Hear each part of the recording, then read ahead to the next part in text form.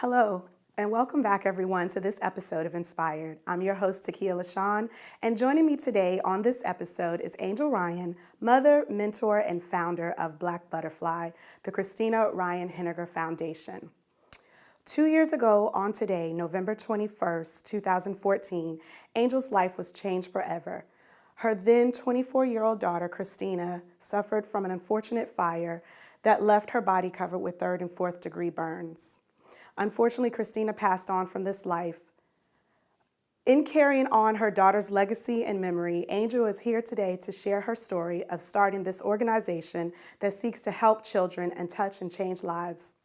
Join me now to hear Angel's extraordinary story of a mother's love, a life of inspiration, the legacy of her daughter, and the power to heal, all wrapped up in her strength and ability to carry on.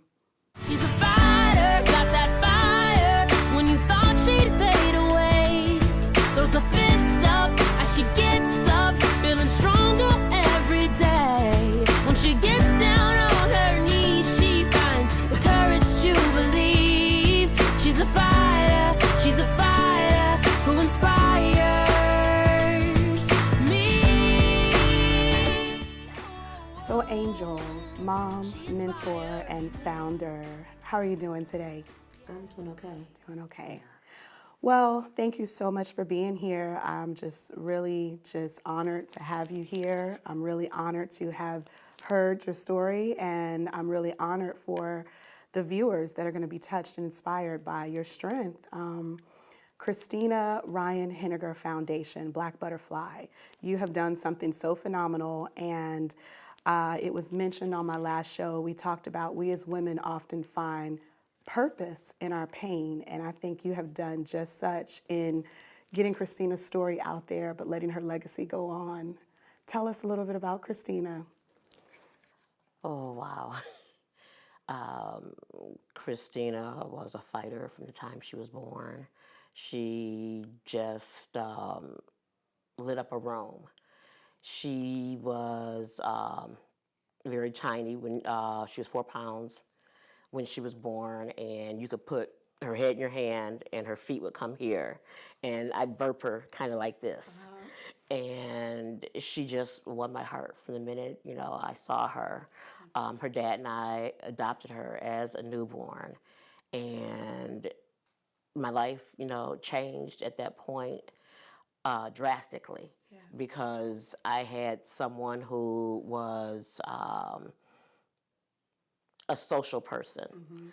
I've got a son who is 6 years older than Christina, and he's kind of a nerdy kind of person, computer geek kind of thing.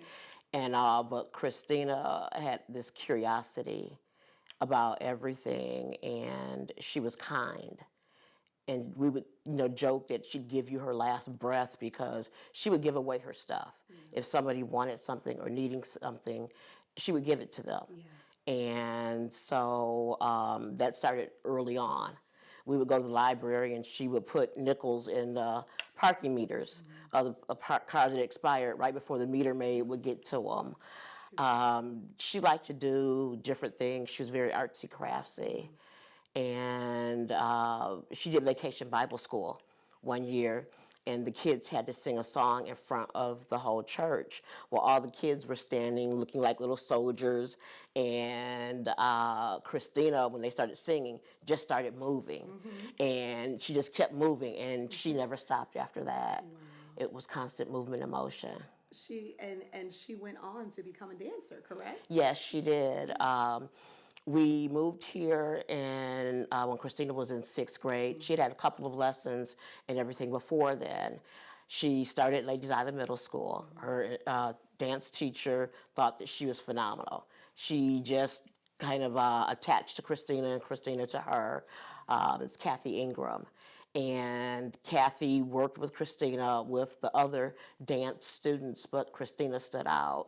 So she recommended outside classes, and she began taking outside classes as early as 7th grade. And we went back and forth from Charleston to Johns Island to Beaufort to Hilton Head for dance classes because everyone had their specialty, and we wanted her to have the best that she could have. During that time, she just kind of blossomed and grew and just became very community oriented. She began doing work with Habitat for Humanity and the Exchange Club of Beaufort and the Lions Club.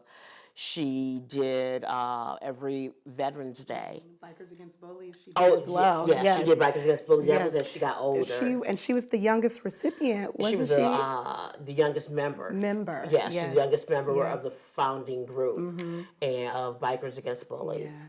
She did a lot. I mean, and just coming into the knowledge of your organization and just looking at everything, your beautiful baby girl. I said it to you before. I said she was quite the philanthropist / humanitarian / social butterfly, which is so befitting of Black Butterfly, which was her stage name as a professional dancer, traveled tremendously around the globe as a young person, and just did so much, you know, and I was very impressed. And I know you as a mother have to be completely proud of her.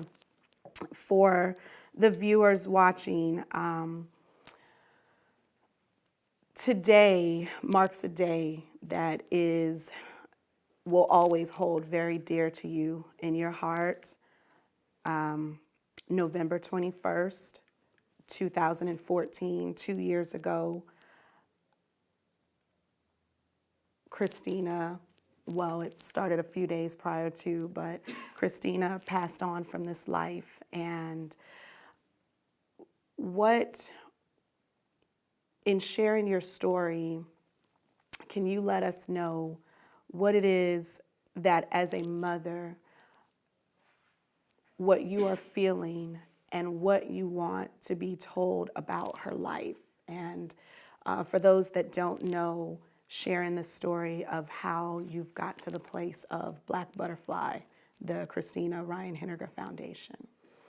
As you mentioned, Christina was a world traveler, and she got her bachelor's degree at age 20 in the UK. She came back to Beaufort and began what we thought would be a long-term career as assistant director at the LaRue Performing Center. And everything just kind of fit into place. She began teaching and she began sponsoring. And she had decided that she had wanted to start an organization that kids who wanted to do something like like dance or the arts would be able to, and they wouldn't have to pay anything in order to do it. She also wanted kids to be able to do the things that she did, which was travel and have a eclectic background, have diversity in their life, not just being able to, you know, do one thing or going one place or anything like that. So, as a mother, I was very proud of her. I'm proud of both my children. And it was extremely difficult when I had to take her off of life support. It was 2 years ago today, 7:11 a.m. when she took her last breath, or as we say it, took her final curtain call. Christina had been in a fire in her apartment, and she did not survive the burns that were extensive. She stayed around until her brother arrived from China, which the doctors thought was a miracle because of the severity of her condition. Her brother came and said his goodbyes, and after that, things just started changing. I really wanted to leave Beaufort, but I felt like if I was leaving Beaufort, I'd be leaving Christina and her dream. And I figured that, well, the next best thing is to go on with her dream. So the child that she was sponsoring in dance, I picked up the sponsorship, and the LaRue Dance Center also kicked in and have been sponsoring the little girl ever since. And then I just started other things to keep me busy, to keep my mind off of her. And so that related to kids and that related to the arts. I don't think anything I did was phenomenal or special or anything like that. I basically feel like I did what a mother would do, which is survive after the loss of a child and to continue to help other children do or reach their dreams or their goals. That's beautiful. As you know, like you said, you did what you felt any mother would do.